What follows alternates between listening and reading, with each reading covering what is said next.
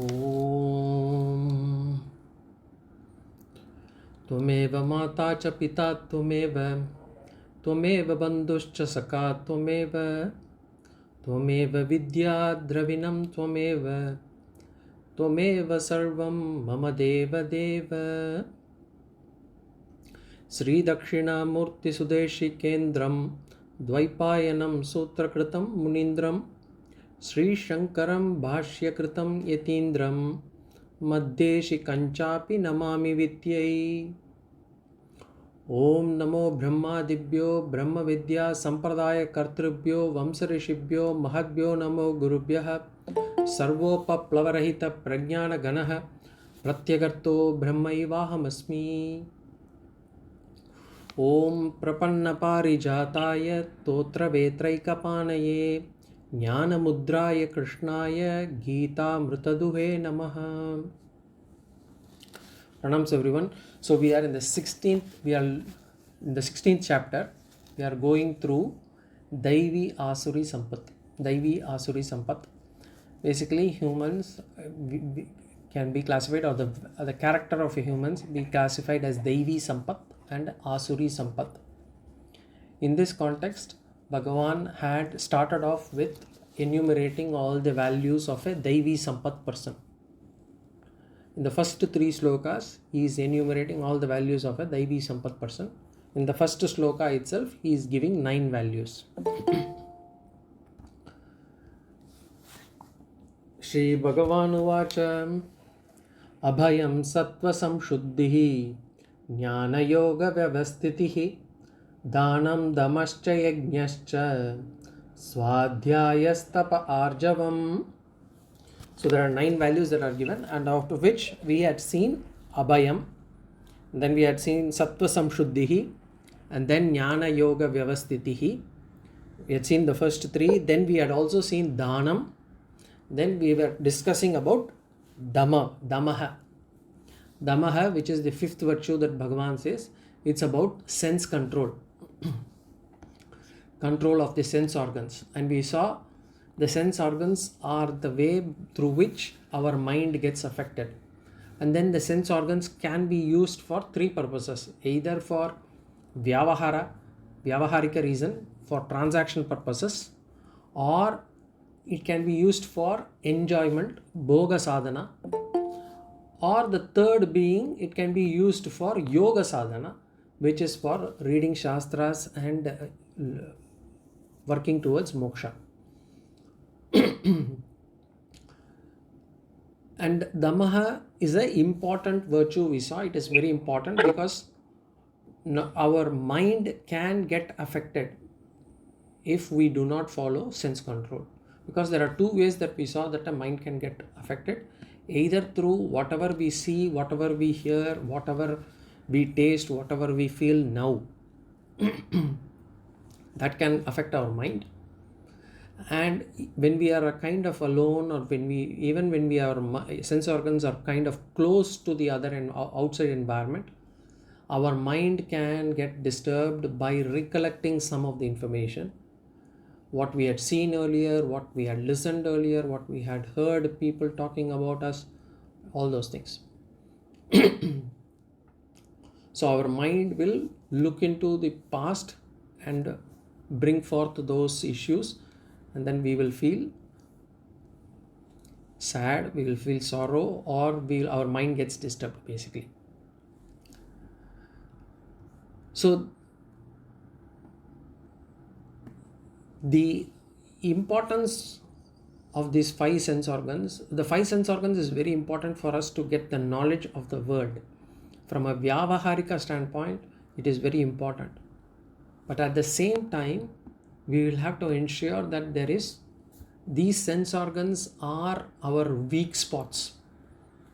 That is where our weaknesses lie.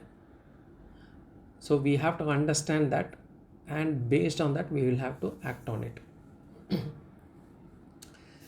In Viveka Chudamani, Adi Shankara Bhagavad Pada basically explains that, there are animals which have weaknesses in their sense organs. Say for example, a fish has weaknesses in its mouth, because of which it gets caught in the net, because it's looking for some taste, and therefore it goes for the worm or whatever that has been hung there, and it falls for it. Similarly, there is something called vittle puchi, or something that comes around during the rainy season, that it falls into the fire because of its eyes. It likes the glowness that it sees in the fire, and then it goes there and it falls and it actually perishes. The deer in the forest, it actually has got a weaknesses in its ears. It actually when the hunter plays music, it stops to listen to that music, and therefore it gets hunted. And the honeybee, we see that, that it has got a weaknesses in its nose or its smell. It goes for flowers which spread fragrance, and then some flowers close once the bee sits on it. And elephant has got a weaknesses in its skin, and thus it gets trapped. So all these animals have one weaknesses, and they perish because of that weaknesses. What to tell of humans who have weaknesses in all these five sense organs, and therefore we can fall anytime. And every time we fall for this weakness, there is a disturbance in our mind, and it takes away our Viveka Shakti, our ability to discriminate between what is right, what is wrong, what is dharma, what is adharma. It takes away things away from us. So the Viveka Shakti is removed the moment the weakness of the sense organs overpowers us. And therefore, Damaha is very important, and we have to ensure that we use our sense organs properly. Then the question comes, what is proper usage? As I said earlier, there are three ways by which our sense organs can be used. One is for Vyavahara only, for transaction purposes. So as long as we use our Indriyas for transaction purposes, for Vyavahara, and not much for Bhoga, for enjoyment, then it is proper usage. It's not that we should not use our sense organs for enjoyment, but we should have a limit. That's number one. So that's how we should use and the more discipline we bring about in terms of restricting our sense organs for Bhoga, automatically our mind will turn sattvic, and then our sense organs will move towards yoga, being yoga sadhanas. The second thing is that we have to understand is whichever or whatever area that can give us hatred, dvesha, or jealousy, or greed, or where our pride comes out, whichever area or whichever sense organ is capable of bringing that out, we should avoid those things. Suppose if I go to a particular place and I will see something because of which my jealousy will come out, then I should avoid going to the place, or I should avoid seeing that, or I should avoid hearing about that. That is considered to be proper usage of sense organs. So we will know our weaknesses. We will have to reflect upon ourselves and say, what are the areas that can cause me problem, which places can give me problems, which things can give me problems, which padartha can give me problems. Padartha meaning what is the sense object that can give me problem. We will have to understand that. Same thing, whichever situation gives us delusion, moham. Moham means delusion. We will have to avoid, or we should ensure that we do not use indriyas during those times. So I feel that I can actually get into a moha. Delusion means where I give importance to it much more than what it is required. And there will be places where there will be sense objects that can give moham for different people. They will give too much value. Suppose if I like something, for the other person it may not make much of a disturbance, but for me I might like that thing so much that I'm willing to get angry, I'm willing to cross the line of dharma, whatever it is, to get that, to achieve that. And that means when I am giving it more importance than what it deserves, then it is a state of moham, state of delusion.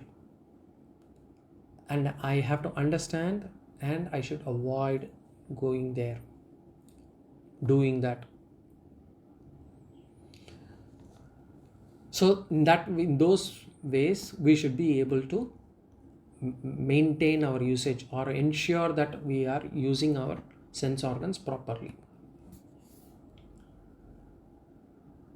Now, how to practice Damaha?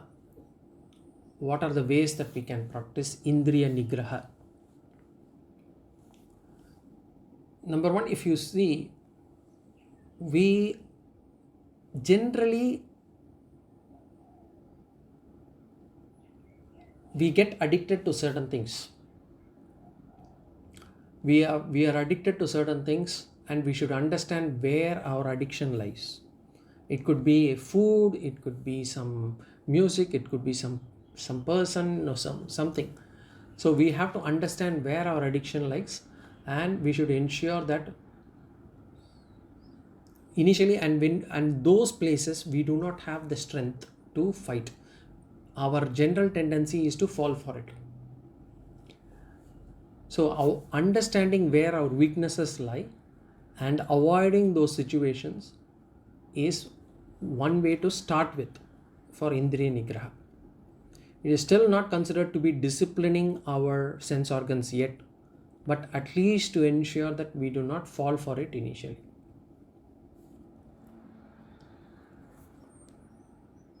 Once we are able to cross over that, once we know that, okay, irrespective of, even if this food is brought in front of me, I will not fall for it.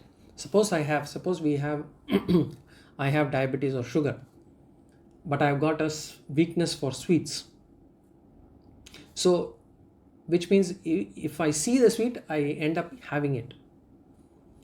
So if that is the situation that I am in, I should avoid places where they serve sweet. So I should ensure that I do not fall for it.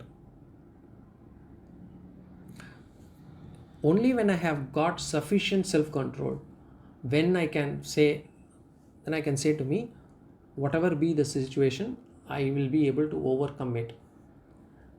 If I am able to get to that stage, then it is okay to actually get to those places and ensure that I am still not falling for it. But for that, we should have built enough strength both in our mind as well as in sense organs. But remember, it takes time. And the sweet example is just an example. We should be able to know each of us, we should be able to know ourselves in terms of what our weaknesses are, and we'll have to work through it. It's just like this. If someone is addicted to smoking, for example, the first advice that is given to them is, you cut off all your friends who are into smoking. Because you shouldn't get into a situation where you can be tempted. Same thing for alcohol addiction as well. So we should avoid places or situations which can actually make us get into that habit back, where we will lose our discipline, where we can lose our control, where we can fall for it, where we can falter. We should avoid those places. So the first thing is not to give any opportunities for the indriyas to get entangled. Ensure that there is no opportunity given to the indriyas in unwanted, unnecessary immoral, bad company, weak situations, or in other words, dursanga. Ensure that we do not have that. That is the first way. Because if once I go there, I might stock something, or if I go there, I might eat something. So it is keeping ourselves out of the situation is one way to actually practice discipline to start with. Because in Upanishads it is said, the Vishayas, the Padarthas, the external situation is much stronger, is much more powerful than the Indriyas itself. So the situation, the environment, it decides our thoughts, it decides our action. So, and we do not have much of a control on the situation. So better to avoid getting into that situation. So whichever situation gives me moham, whichever situation can make me weak, I will have to avoid or keep away from such situations. Some might say, whether it is not running away from situations, or are you running away from life? If somebody asks, why are you running away from these things? Yes, I am running away, but it is perfectly fine. It is perfectly fine to run away. If the enemy is stronger than us, it is better to avoid. This is the right approach. We cannot, or we should not feel this false hope ourselves and then say that I will be able to face it and I'll get into the situation only to fall for it. We need strength to move ourselves out of such situations, especially in the initial stages. Once we have practiced Damaha, and then at later stages, the enemy will run away from us. So we can very well go into places where we will not fall for it. And even if the sweet is served, even if there is dursanga there, I will not fall for it. And the enemy is not people. Enemy is situation. I'm not talking about people here. The situation which can make me weak or lose my sense. We did not mention about what these situations are. We know for ourselves. Everyone is aware. We all know what is good, what is bad, what is right, what is wrong. Yet we do not give too much of importance because of our weaknesses in our sense organs. So we like it and therefore we go for it. Every one of us have got different weaknesses. Some have weaknesses in their eyes. Their eyes wander. Their eyes always look for something. Some have weaknesses in their ears. They also always like to listen to gossip. So the weaknesses is in their ears. Some have it in mouth because they want to always talk about others. So we know where our weaknesses lie. We will have to find out ourselves and ensure that it is got rid. Sometimes it is difficult to remove ourselves from the situation. There could be unavoidable situations, and there could be these vishayas can come right in front of us. And sometimes when we least expect also. At that time, what to do? We'll have to do the second option. Second option is to not using our indriyas. So we should ensure that we put a lock on the indriyas. For example, we go to a place where they are all talking, gossiping about others. And we are now sitting in front of them or sitting together with them. So then one thing that we can do is at least put a lock on the mouth and do a mauna vrata. So, or even if they are actually talking about, we'll have to start trying to focus our ears for something else. Try to start listening to some music or something. Ensure that we do not fall for those weaknesses.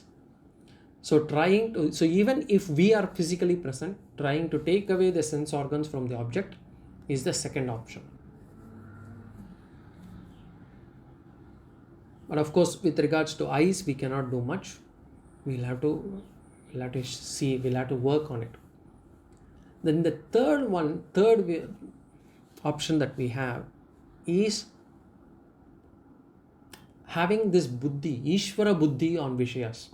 So whichever object is identified as a bhoga, as an object of enjoyment, as a bhoga vastu or a moha vastu, then identifying the same object as Ishvara Swarupa is one way to get rid of that weakness. And this is not easy. This is possible only at a higher level.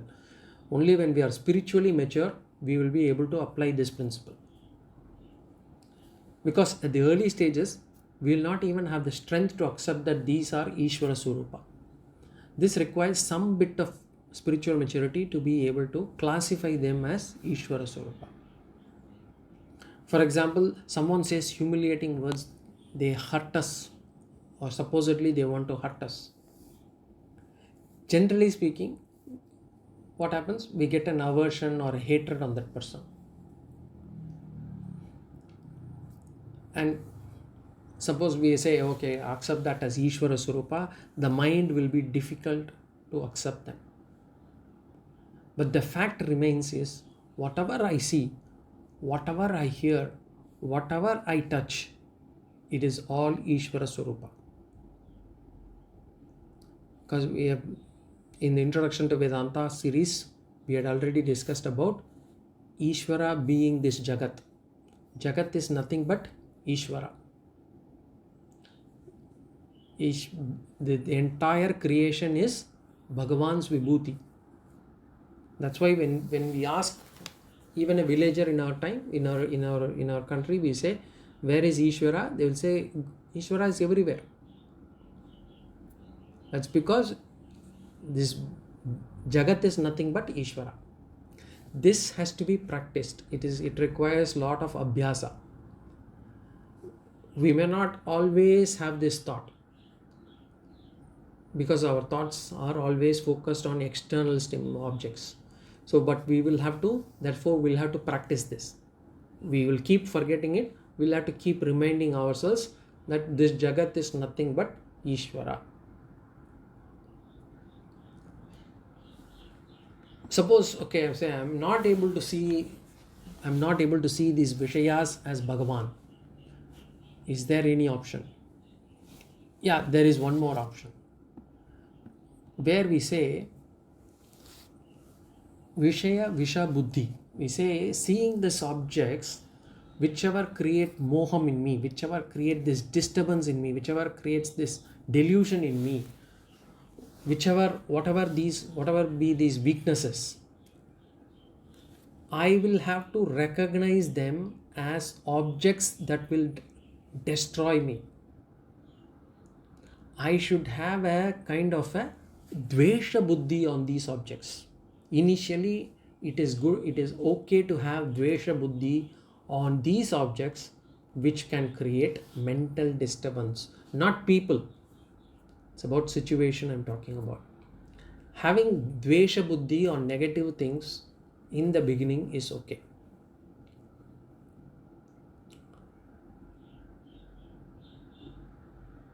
I have to recognize that this Vishayam is capable of injecting poison in me. It could be slow poison. For example, listening to gossip or talking ill of others. It initially seems very harmless. It seems, what is the problem? I'm having just some fun. Talking about somebody else, listening about somebody else, listening about gossip about somebody else. It's all fun. But what we don't realize is, it is slow poison. It's a slow poison that can actually derail our spiritual growth.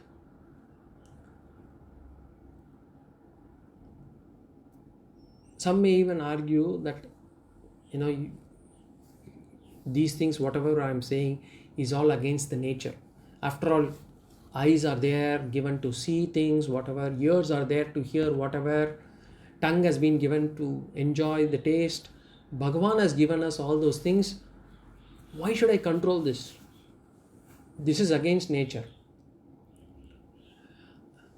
Then the answer is, Bhagavan has also given us the mind and intellect. The mind and intellect, the nature of these things is to actually control and direct the sense organs.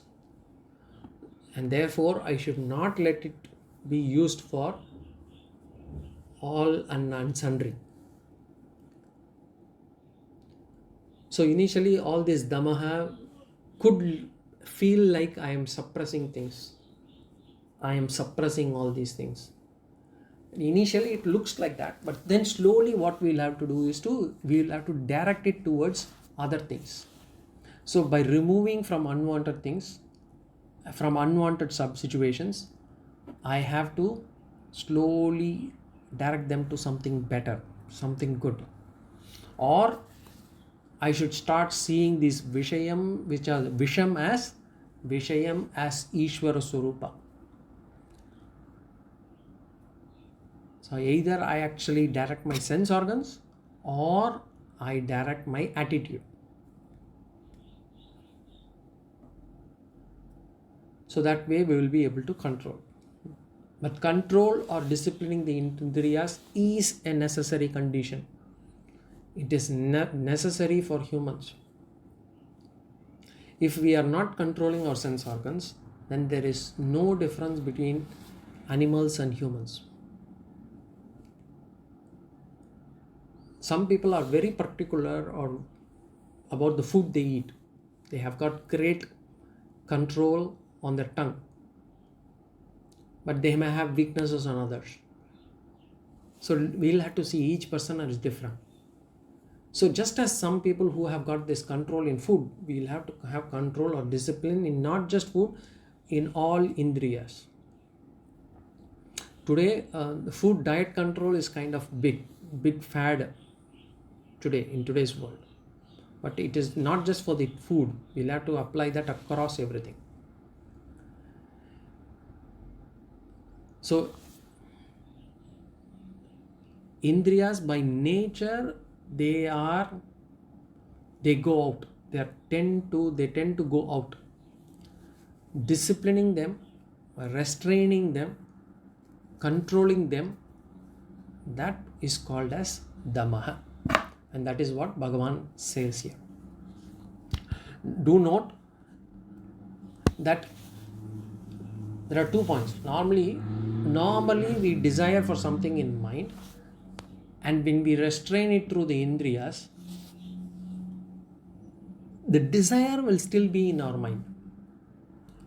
We have restrained it only the indriyas, but the desire is still in our mind. We have not acted upon it. So the desire will be in the sukshma level, which is in a subtle form. The desire will still remain. But the more we are able to control the mind, slowly that subtle desire will also leave us slowly. It will take some time, but it will also leave us. And just as any other sadhana, Damaha should also be followed in a proper intellect-driven, step-by-step, slow approach. We'll have to think through what are our weaknesses. We'll have to ensure that we do not do overnight. Okay, from tomorrow I'm not going to do this. We cannot do that. That suppression will create problems. So it has to be step by step, and it has to be done as a slow approach, because we will falter. We will have to understand, and then we'll have to pick ourselves up and proceed. Thereby removing all our unwanted desires as well. Damaha is also or should not be forced upon. Forced upon will always have a problem. Just like there is a difference between fasting and being put to, going hungry.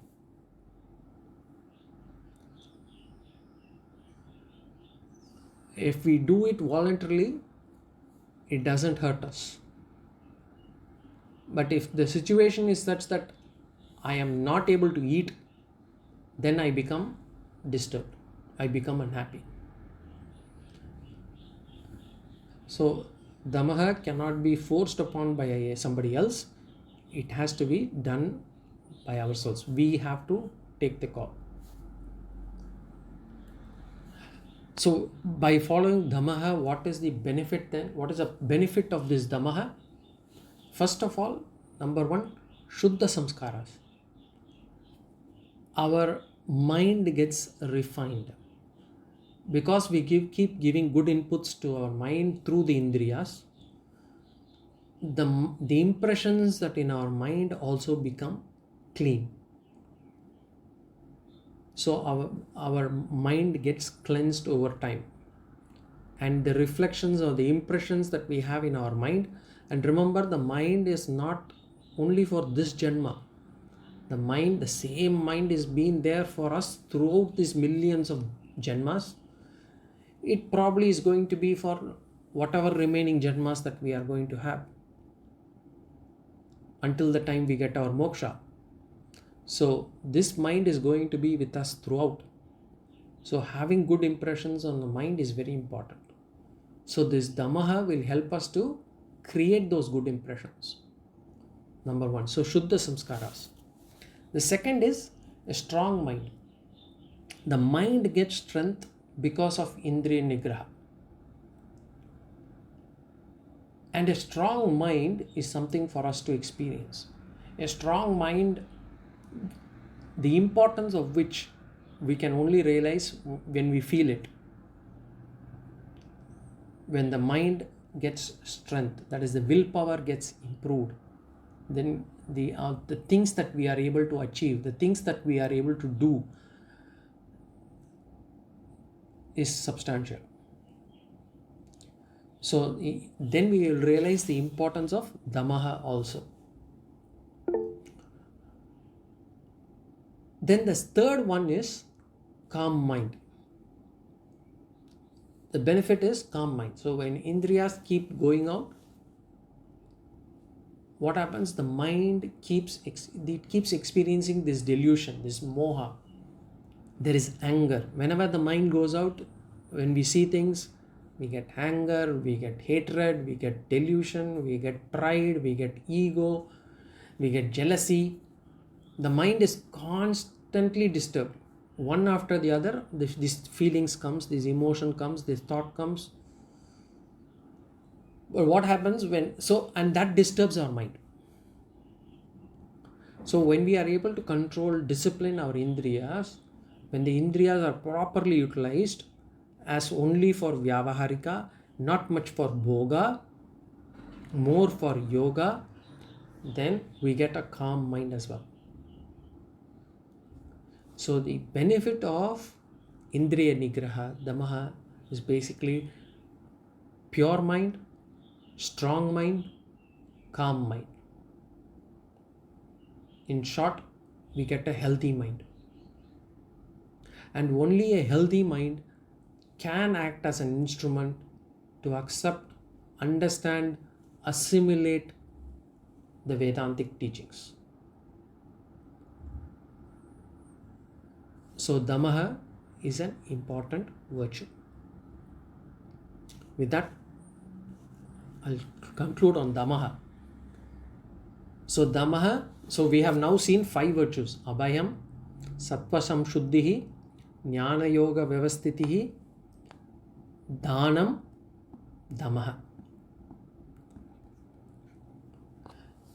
The next virtue that Bhagavan talks about is Yajna.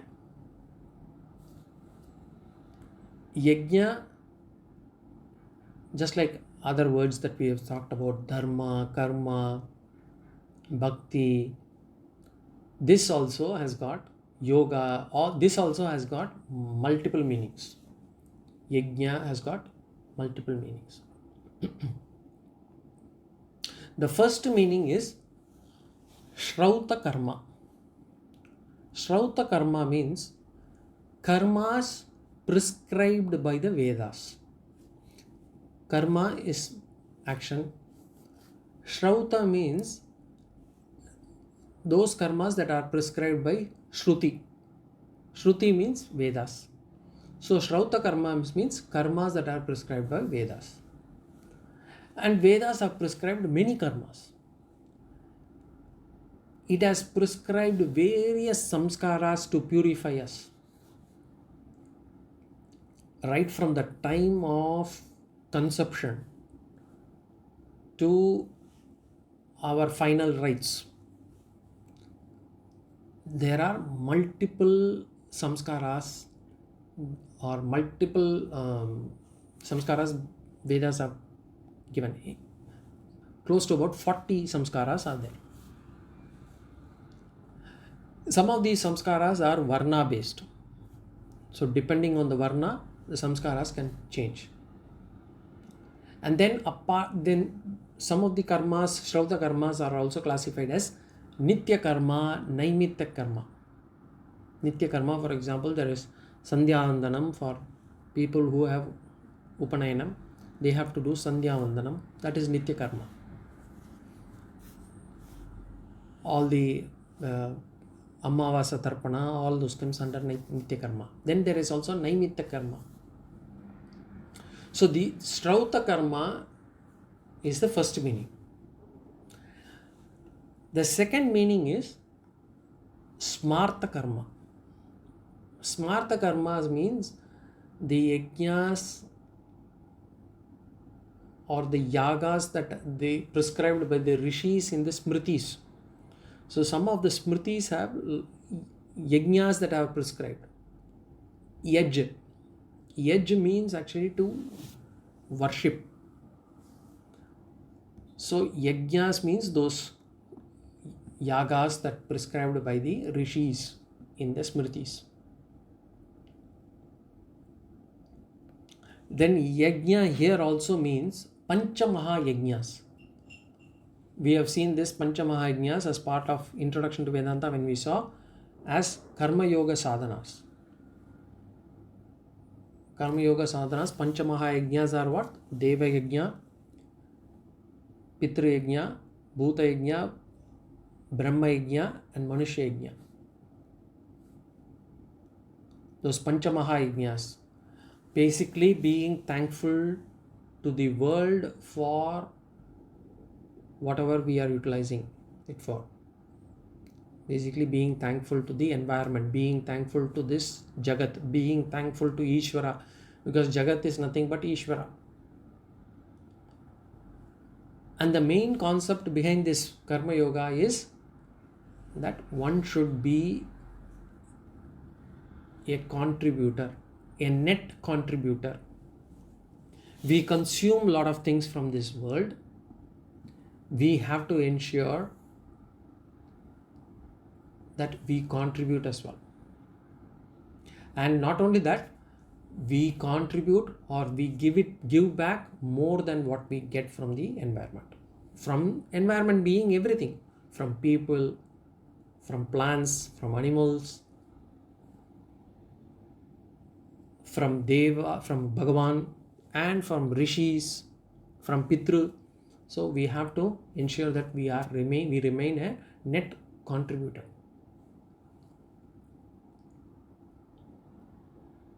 And remember, when we are saying that I have to contribute, I have to ensure that I give back more than what I receive, it doesn't mean that I have to give back only to the same person from whom I received. It's not possible. We'll have to ensure that we give back to somebody else at least, so that at the end of the day we remain net contributor. Karma Yoga is all about contribution. It's not about consumption. And Yajna here is about that only.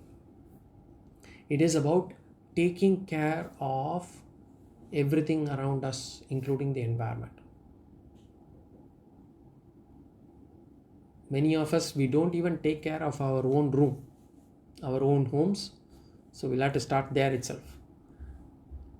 But anyway, what are the Pancha Maha Yajnas?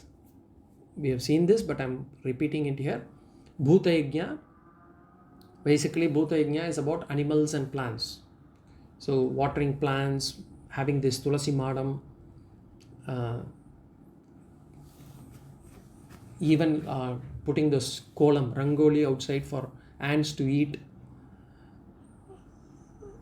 feeding cows, feeding the dog in the night, all those things are Bhuta Yajna. Then Manushya Yajna is basically social service, social work, not about doing things as a service to the human beings in general. That is Manushya Yajna. Pitru Yajna is about taking care of the parents or in-laws when they are alive and doing Shraddham, Tarpanam, all those things after they are no more. So that is called as Pitru Yajna. Then Rishi Yajna or Brahma Yajna is the same. Basically, studying scriptures. Studying scriptures, understanding our scriptures, following what has been said in the scriptures, ensuring that we set an example to for the next generation, ensuring that this scriptures, this knowledge is handed over to the next generation. That is called as Rishi Yajna or Brahma Yajna. Then Deva Yajna consists of all those pujas, activities, pilgrimage, vratas, all those things which we do for Ishvara. Ishvara puja, pilgrimage and others. So here Yajna could also mean this Ishvara Yajna.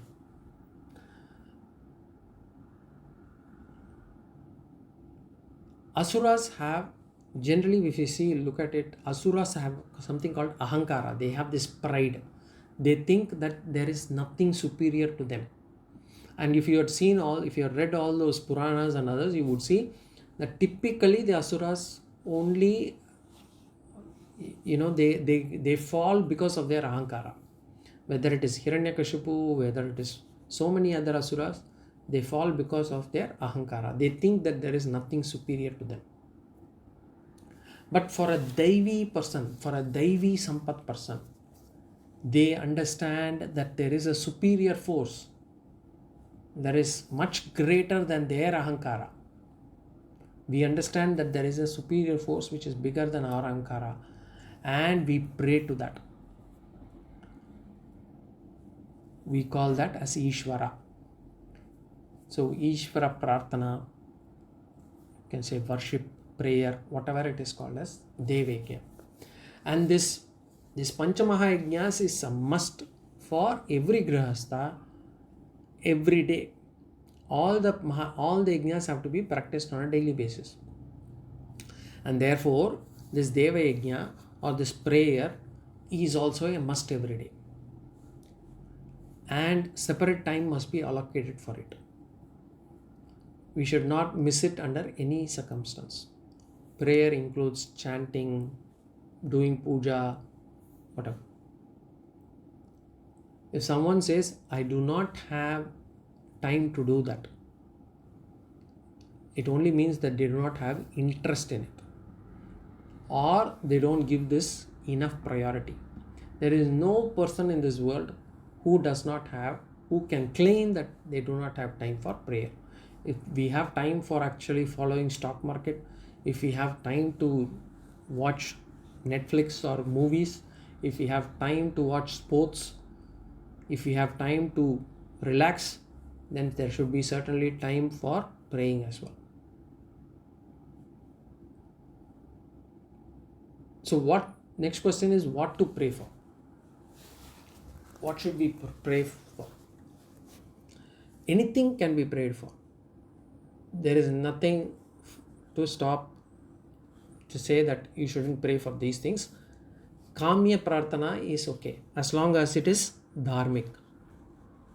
As long as our prayers or wishes are for dharmika purpose, it's okay. Kamya Prarthana is basically something to fulfill our desire.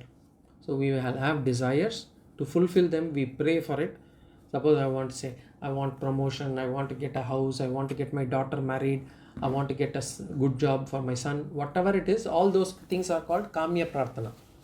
It's all fine as long as it is dharmic desire. This kamya prarthana is okay. And initially, to start with, for a spiritual person, it's okay. It is this kamya prarthana is okay.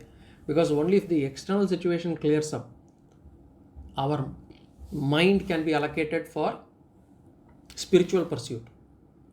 So, praying for all these relations, for my health, for the health of for my family, the welfare of my children, welfare of my health of my parents, or the welfare of my parents is all okay. So initial days, all these prarthanas is okay. But what is important is there should be time for prayer. We should allocate some time every day for prarthana. And what is this benefit of this prarthana? First of all, first and foremost, this ahankara will reduce. This I, this me, this attitude will reduce. Because what happens right now when I am doing prarthana, I understand that there is a force bigger than me, superior to me, that is there. So this prarthana is important. So we get strength. And secondly, what happens is we get strength to do big things, which otherwise we will not be able to do. We will get that boldness to do all these things. The third thing that the prarthana does is basically, if there is any difficult situation, if there is any sorrowful situation, if there is any painful situation, then it will give us the strength for us to withstand it. So prarthana is very important. Prayer is essential. Every day, at least a few minutes, compulsorily. And while doing this prayer, Shraddha is very important. Time for Ishvara without any distraction should be made mandatory. So this is Yajnaha, what Bhagavan here talks about as Yajnaha. The next sadhana that Bhagavan talks about is Swadhyaya. Swadhyaya is the seventh virtue that Bhagavan talks about. Here he basically, again, Swadhyaya has two meanings. First is called Shabda Grahanam. Shabda Grahanam means in our sampradaya we learn things before learning the meaning of any new text. We by heart, we memorize the text. So memorizing is the first meaning of the word Swadhyaya. Ritam cha Swadhyaya pravachane cha will come in Taittiriya Upanishad. Memorizing is the first meaning of the word. Earlier, in those days, it used to be like that. Before even giving the meaning, first initially everybody will be sent to memorize the text. For example, Panini Sutras, even for grammar, for Sanskrit, somebody wants to understand Sanskritam or learn Sanskritam, they have to memorize all these sutras. Panini Sutras has got 4,000 odd sutras. They have to memorize that first. In some ashramas, even today, before the meaning is taught, they will ask the students to memorize them. That's called as Shabda Grahanam. And this memorizing has many benefits. Firstly, when we are trying to understand, when we are learning the artha, the meaning of it, we understand the meaning better. The meaning goes into our mind deeper if we already remember the word, so that we will be able to relate it to it better. That's the first benefit. The second benefit is memorizing things is a form of dhyana. It's kind of a meditation. It improves our concentration. Our memory power gets improved. And not only that, while doing it, our patience, that also it improves. It helps in getting patience. So that is the second benefit of doing swadhyaya or memorizing. First, we understand the meaning better. When we learn the meaning, it goes deeper. Second, it improves our concentration because it forms a dhyana. Third, it gives us punya. Memorizing of all these scriptures gives us punya. And memorizing has to be done at a young age, because this practice, this is actually an abhyasa. Memorizing is a skill, and that practice would have to be cultivated at a young age itself, because beyond a point it is difficult to pick up. Just because beyond a point it is difficult to pick up, we should not say, I cannot learn by heart, I cannot memorize anything anymore. That is not an excuse. We should still try. Memorizing a few slokas especially will help us in the old age. Remember, when we are old, when we are alone, when we are old, we will typically be alone most of the time. People may be around us, but we will feel lonely. So we will be alone. At that point of time, when our ears are weak, when our eyes are weak, what remains or what will remain with us is only our memory. And at that time, it is better to bring back these slokas. It is better to bring back these slokas in our mind and connect with Ishvara at that point of time. It will help our mental strength at that point of time. So, Parayana and Prarthana, that is the way to connect to Ishvara. And these slokas, along with the meanings, because when we actually memorize the sloka, and when we also know the meanings of it, when we are actually chanting them, the meanings will automatically come in the back of our mind. So the slokas along with the meanings, if it is known, if it is remembered, it is even better. It helps in nididhyasana. It will be able to assimilate the knowledge about Ishvara better.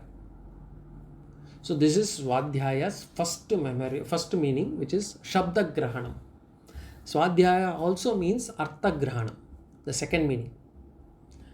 So where reading good texts, good books for understanding the meaning, that is very important.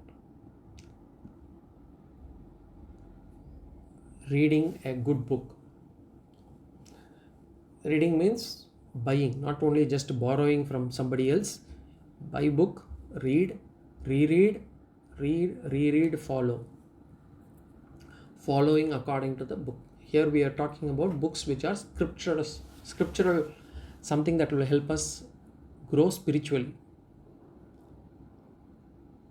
There is a saying, right? Tell me about your friend, then I will tell about you. In the same way, we can also say, tell the book you read and I will tell about you. So what books we read make us. So then the question is, which books to read then? Books which explain the ultimate human pursuit, which is being moksha. Those are the books which teach us the lifestyle and the sadhanas to pursue to get there.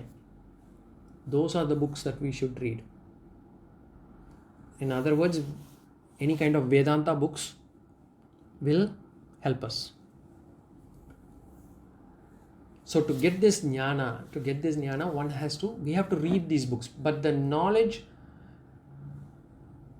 got from reading a book could be slow, it could be misleading as well.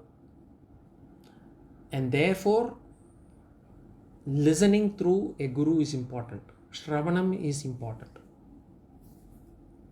So the books should not be read first. First we should listen, understand them, and then read a book, refer to a book, and then be able to read. For Vedanta, I'm talking from a Vedanta standpoint. For Vedanta, it's better to do Shravanam, understand what the Guru says, and then refer to the book, read a book, then try to understand that better. Remember, books are a good satsang. When we say satsang, it need not necessarily be only people.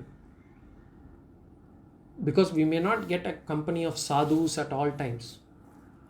We will not be able to have the opportunity to be with Swamijis at all times. Books are a healthy alternative.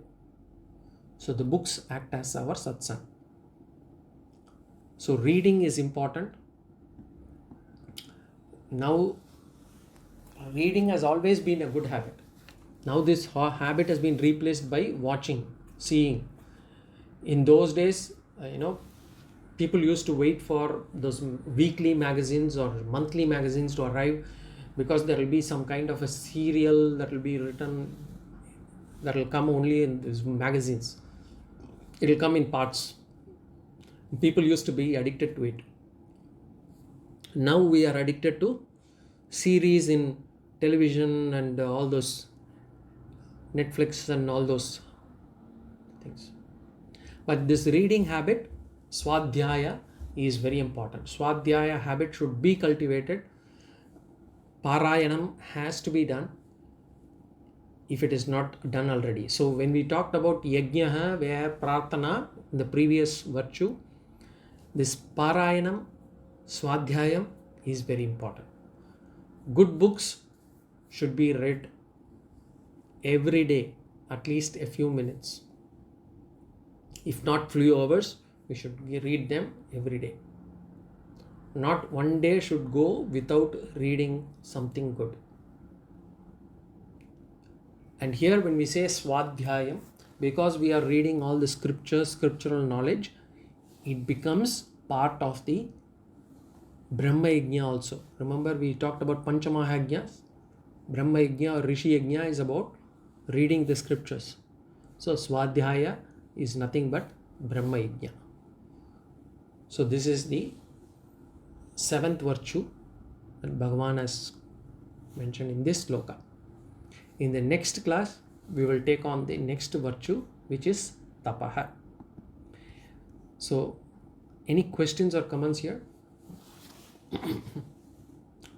Does Vedanta guide us on how we can train ourselves to get disciplined, Damaha? I think we discussed about that in the class in terms of how to actually control our sense organs not getting affected, trying to avoid the situation, trying to see the situation as Ishvara, or if not, even when we are in the situation, try to actually take away our sense organs that might get affected. Third is basically, or the final option is to actually have some kind of a feeling of dvesha to start with. See them as poison, which can actually disturb our mind, and then try to remove ourselves from the situation slowly. Doing prarthana also helps us in building Damaha. As long as we are actually putting ourselves in satsanga, then dursanga automatically gets reduced. After all, there are only 24 hours. So the more time we spend on satsanga, the less time we will have for dursanga. So trust that answers. Hari Om. Any other questions or comments?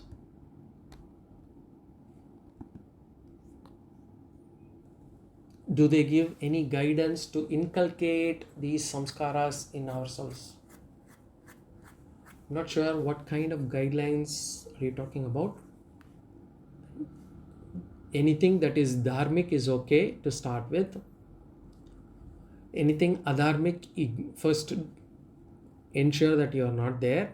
It's totally removed. Dharmic also, dharmic kamya desires, actually desires for selfish reasons, reduce them. Use the sense organs more for yoga. Use the sense organs for as a yoga sadhana, which is for studying scriptures, for listening to Vedantic talks. So use the eyes for studying, use the ears for listening to scriptures from to Ved, use the ears for Shravanam. Those are ways we can actually basically improve Damaha. So yoga sadhanas, these are called as yoga sadhanas.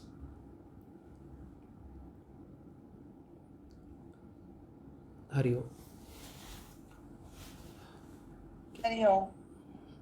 Hari Om. Then we will again see in the next class. Om Purnamada Purnamidam Purnat Purnamudachyate Purnasya Purnamadaya Purnameva Vashishyate. Om Shanti Shanti Shanti. Hari Om. Shri Gurubhyo Namaha. Hari Om. Hari Om. Hari Om.